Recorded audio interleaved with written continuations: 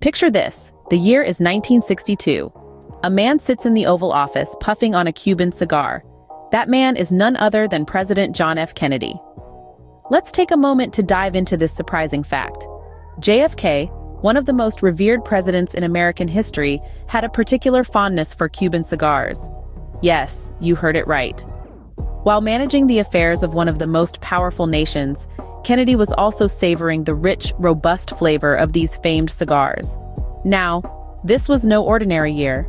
The year 1962 was a time of Cold War tensions, space races, and cultural revolutions. And amidst all this, the president's predilection for Cuban cigars was a detail that stood out.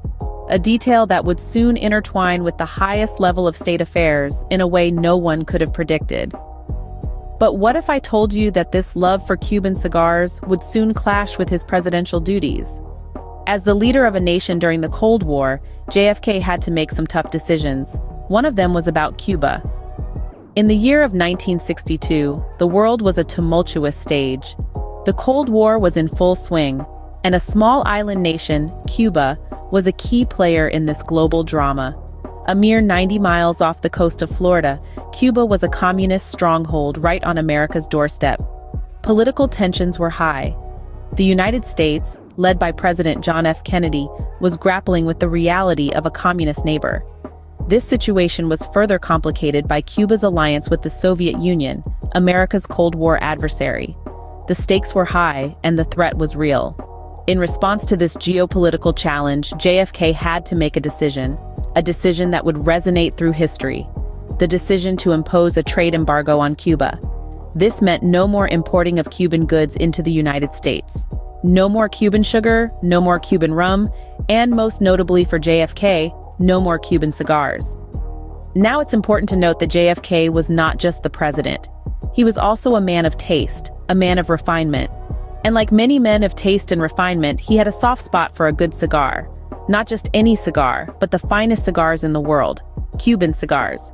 Herein lies the conundrum. JFK was caught in a bind. On one hand, as the president, he had a duty to protect his country's national security interests. On the other hand, as a connoisseur of cigars, he had a personal affinity for the very product he was about to ban. It was a classic case of the personal colliding with the political.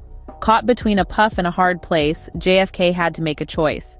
Here's where things take an interesting turn. JFK, hours away from signing an embargo, wanted to secure some Cuban cigars for himself. Now, this wasn't just a handful of cigars we're talking about. No, JFK had a taste for the finer things, and he requested a staggering 1,200 Cuban cigars. The man tasked with this mission, Pierre Salinger, JFK's press head. Imagine the scene. It's the dead of night, and Salinger is racing against the clock to secure these prized possessions before the embargo comes into effect. It's a task that seems almost impossible, yet it's laced with a sense of urgency and a dash of irony. Here was a man about to ban all Cuban products from the United States, ensuring he had a personal supply of one of Cuba's most famous exports. The scramble against time was on, and Salinger, being the dedicated press head he was, didn't disappoint. Before the first rays of sun could herald a new day, the task was completed.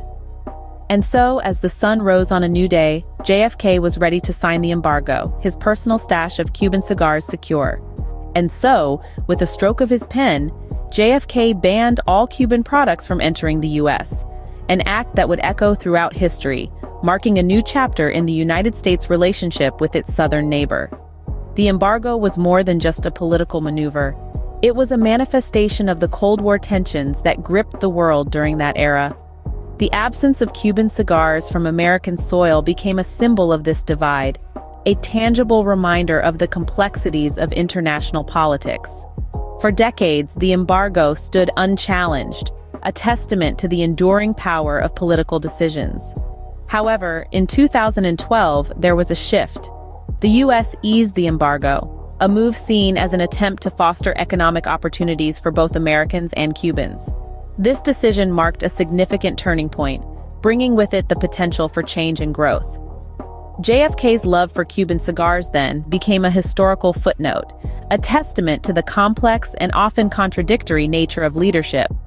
His personal passion for these cigars and his political decision to ban them encapsulates the multifaceted realities of being in power, showcasing the intricate dance between personal preferences and political necessities.